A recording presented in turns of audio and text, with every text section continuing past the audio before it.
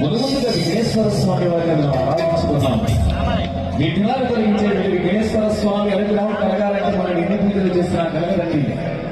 ఎవరైతే మనకి జన్మనిచ్చినటువంటి తల్లిదండ్రులు ఉంటారో ఆ తల్లిదండ్రులు ఎవరైతే మరుగున్న వారి సేవ చేస్తూ ఉంటారో, తల్లిదండ్రులు ఆరాధిస్తూ ఉంటారో, అలాంటి వారికి అసలు విఘ్నాలు ఎదుర్కొనవద్దంటే ఎలాంటి ఆటంకం వాళ్ళని ఏమి చేయాలన్నా సరే అన్నింటా విజయమే ఉంటుందండి. అలాంటి చల్లని స్వామి విఘ్నేశ్వర స్వామి అనుగ్రహం తీసుకున్నాం. రెండవదిగా సుబ్రహ్మణ్యేశ్వర స్వామి అనుగ్రహం తీసుకున్నామండి. ఈ సుబ్రహ్మణ్యేశ్వర స్వామి అంటే ఏ పూజలోనైనా సుబ్రహ్మణ్యేశ్వర స్వామి ఉంటారు. ఆ విషయం అందరి తెలుసో మరి తెలియదో నాకు తెలియదు, కానీ ప్రతి పూజలోనూ సుబ్రహ్మణ్యేశ్వర స్వామి ఉంటారు. ఎలా ఉంటారు, ఎక్కడ ఉంటారంటే మనం వెలిగించేటటువంటి జ్యోతి రూపంలోనే.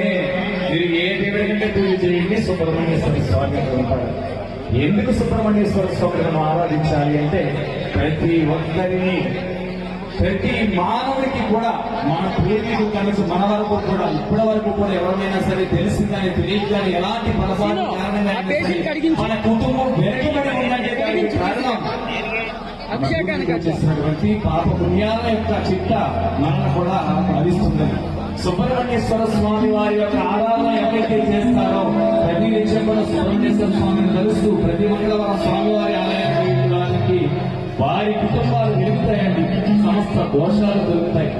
మూడవదిగా అమ్మవారిని మనం ఆరాధించుకున్నాం. ఆదిపరాశక్తి సర్వశక్తి మంది శక్తి స్వరూపిణి అంటారు. అంటే చూడండి, ఏదైనా పని చేయడానికి అమ్మ నాకు ఓపిక లేదండి, శక్తి లేదమ్మా. కారణం ఏంటంటే అమ్మ దయ్య లేకపోతే అడుగు కూడా ఈ సృష్టిలో ఎక్కడా కలగదు. అలాంటి చల్లని తల్లి యొక్క అనుగ్రహాన్ని కూడా పొందాం.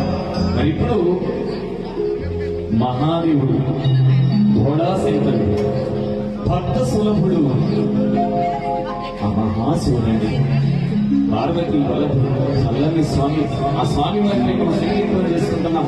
ఘోడాశంకరుడు చూడండి, మానవులే కాదండి, రాక్షసులు ఎంతో మంది తపస్సు చేస్తే వారికి కీడు చేస్తారని తెలిసినా కానీ వరాలిస్తాడు. అతి సులభంగా వరాలిచ్చే చల్లని స్వామి. అందున కార్తీక మాసం, కార్తీకేయుడు అంటే సుబ్రహ్మణ్యేశ్వర స్వామి గారికి సంబంధించినటువంటి ఈ మాసంలో హరిహరాదుల యొక్క ఆరాధన చేస్తారు. హరిహరాదాల్లో మరి హరుడు హరహర హరహర హరహర ఆ శివయ్యను ఈ సందర్భం మనం తెలుసుకుంటున్నాం. స్వామివారి యొక్క అనుగ్రహం ఇక్కడ ఉన్నటువంటి ప్రతి భక్తుని పైన కూడా వర్షింపజేయాలని కోరుతున్నాం. హర నమ పార్వతీపదయే హర హర.